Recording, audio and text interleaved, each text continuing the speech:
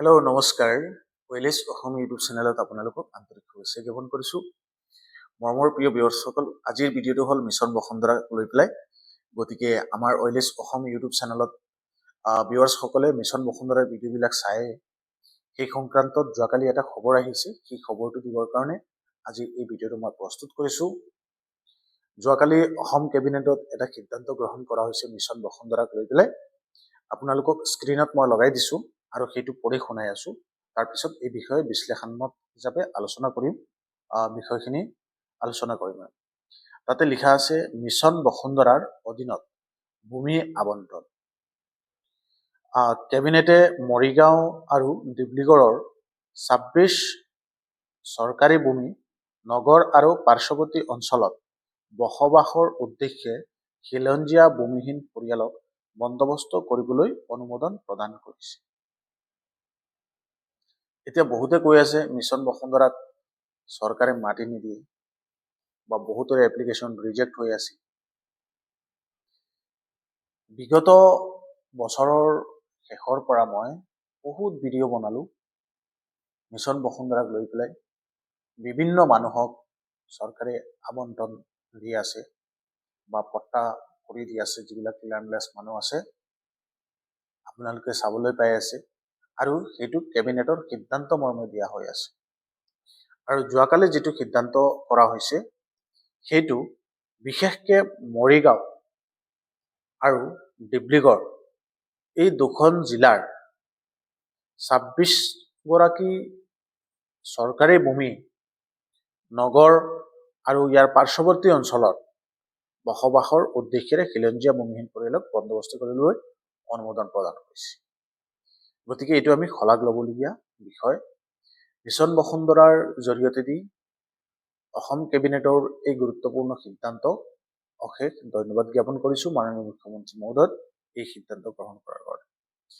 এতিয়া এই বিষয়ে আপোনালোকক ক'ব বিচাৰিছোঁ, যিবিলাক ৰাইজে বা মোৰ চেনেলত যিবিলাক ভিউৱাৰ্ছে ভিডিঅ' চায় তেওঁলোক সকলোকে ক'ব বিচাৰিছোঁ, আপোনালোকে যিবিলাকে এপ্লাই কৰিছিলে আৰু এপ্লাইটো যাৰ ৰিজেক্ট হোৱা নাই এতিয়ালৈকে, তেওঁলোকে তেওঁলোকৰ এপ্লিকেশ্যনৰ ষ্টেটাছবিলাক চাব।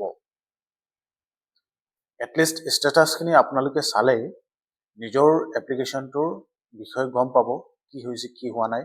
আৰু বিশেষকৈ এই দুখন জিলাৰ ভিতৰত যদি কোনোবাই চাইছে হয়তো আপুনিও নাজানিবও পাৰে, এনেকৈ হ'ব পাৰে। গতিকে আপুনি অতি সোনকালে নিজৰ এপ্লিকেশ্যনটো চেক কৰক, হয়তো আপোনাৰ কেছটো ডিছপ'জ হ'ব বা ডেলিভাৰ্ড হ'ব, সেইকাৰণে আপুনি হয়তো নাজানিবও পাৰে। গতিকে নিজৰ ষ্টেটাছটো চাব আৰু চিম্পল প্ৰচেছ নিজৰ মোবাইল ফোন দিও চেক কৰা যায়।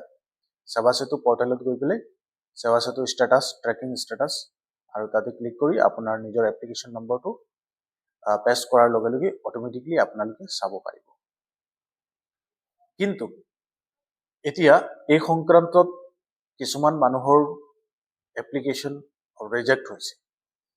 এই ৰিজেক্ট হোৱা এপ্লিকেশ্যনৰ ভিতৰত কিছুমান ভিউৱাৰ্ছসকলে মোলৈ কমেণ্ট কৰে। মই সদায় ৰিপ্লাই দিব নোৱাৰোঁ এইটো বিষয় লৈ পেলাই। আজি এটা কমেণ্ট মই আপোনালোকক স্ক্ৰীনশ্বটো লগাই দিছোঁ ভিডিঅ'ৰ লাষ্টত। তেওঁ লিখিছিলে গোপী নমশূদ্ৰ নাম, ৰিজেক্টেড বাই CO মানে চাৰ্কুল অফিচাৰ। চাৰ্কুল অফিচাৰৰ পৰা ৰিজেক্ট হৈছে। Whether applicant is otherwise eligible for settlement. Yes, গতিকে এইটো তেওঁৰ এলিজিবল নহয়, সেইকাৰণে তেওঁলোকে এইটো ৰিজেক্ট কৰিছে। এই সংক্ৰান্তত তেওঁ যিখিনি গাইডলাইনছ আছে বা মোলৈ আৰু কেইদিন আগত এজন ভিউৱাৰ্ছে এনেকা পঠিয়াইছিল যে 2001 চনৰ টাউন এৰিয়াৰ আছিল, 2001 চনৰ আগৰ বসতি তেওঁ দেখাব পৰা নাই। একচুৱেলি তেওঁ মাটি যিখিনি আছে সেইখিনি হস্তান্তৰ কৰিছিল, দখল হস্তান্তৰ 2016 চনত আৰু এপ্লাই কৰিছে মিছন বসুন্ধৰাত। আৰু 16 চনত এপ্লাই কৰাৰ কাৰণে দেখুৱাই পেলাই তেওঁতো 2001 চনত এক্ট এটা আছে, সেই এক্ট মতে চৰকাৰে টাউন এৰিয়াত মানুহক পট্টা দিবৰ কাৰণে, গতিকে তেওঁৰ এপ্লিকেশ্যনটো ৰিজেক্ট হৈছে। এইটো পুনৰ আবেদন কৰিছিল মিছন বসুন্ধৰা 3.0 তাৰপিছতো সেই এপ্লিকেশ্যনটো ৰিজেক্ট হৈছিল। গতিকে মই আপোনালোকক ক'ব বিচাৰোঁ, যেতিয়া আপোনালোকে এপ্লাই কৰিব, এপ্লাই কৰাৰ সময়ত প্ৰপাৰলি গাইডলাইনছখিনি জানি শুনি তাৰপিছত এপ্লাই কৰিলে এপ্লিকেশ্যনটো ৰিজেক্ট হোৱাৰ চান্স কম থাকে বা পত্তাটো পোৱাৰ এটা আশা কৰিব পৰা যায়। গতিকে বহুতো মানুহে এপ্লাই কৰাৰ সময়ত ভুল ভ্ৰান্তি কৰে, ধুনীয়াকৈ প্ৰপাৰলি চাই চিতি নিয়মখিনি মানি তাৰপিছত এপ্লাই নকৰে, এপ্লাই এটা কৰিব লাগে কৰি দিয়ে, এনেকুৱা নহয়। যিকোনো কাম কাজ এটা কৰিবৰ কাৰণে আমি প্ৰথমে সেই কামৰ নিয়ম আৰু গাইডলাইনছখিনি জনা দৰকাৰ। আৰু বিশেষকৈ আপোনালোক সকলোকে ওয়েলেজ অসম ইউটিউব চেনেলত এই বিষয়ে লৈ পেলাই যিবিলাক গাইডলাইনছ আছে প্ৰায় চেষ্টা কৰোঁ আপোনালোক সকলোকে যিখিনি মনত আহে আপোনালোকক ক'বৰ কাৰণে, যাতে আপোনালোকে ধুনীয়াকৈ কামখিনি কৰিব পাৰে।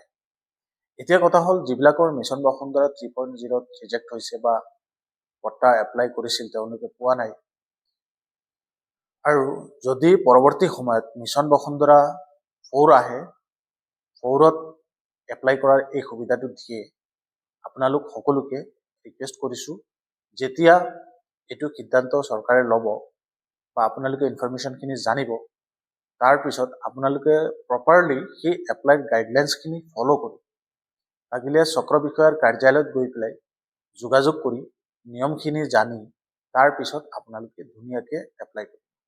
আৰু আমি যেতিয়া কিবা এটা বিষয়ত অনলাইনৰ কাৰণে যদি হেল্প লাগে, কিবা ইনফৰমেশ্যন জানো, সেইখিনি আপোনালোকক ভিডিঅ'ৰ যোগেদি জনাই দিম। চেনেলটো ছাবস্ক্ৰাইব কৰি ৰাখিব মিছন বসুন্ধৰা 4ৰ কাৰণে। আৰু মিছন বসুন্ধৰা 4টো হ'ল আমাৰ টাৰ্গেট। নেক্সট যেতিয়া আহিব আপোনালোক সকলোকে ধুনীয়াকৈ বুজাই দিয়া। প্ৰিয় ভিউৱাৰ্ছসকল, মিছন বসুন্ধৰা যেতিয়া মনত আহিব তেতিয়া মোৰ চেনেলটো আপোনালোকে এবাৰ ভিজিট কৰিব। নিশ্চয় আপোনালোক সকলোকে মিছন বসুন্ধৰাৰ বিষয়ে লৈ পেলাই যিমানখিনি পাৰোঁ সৰু সৰু ক্ৰুটি লৈ পেলাই বা ইনফৰমেশ্যন লৈ পেলাই আপোনালোক সকলোকে ভিডিঅ'ৰ যোগেদি জনাবলৈ চেষ্টা কৰিম। গতিকে আজিৰ ভিডিঅ'টো ইমানতেই। ধন্যবাদ। পৰৱৰ্তী সময়ত এই বিষয়ে লৈ পেলাই যদি কিবা ইনফৰমেশ্যন পাওঁ আপোনালোক সকলোকে জনাম। Thank U.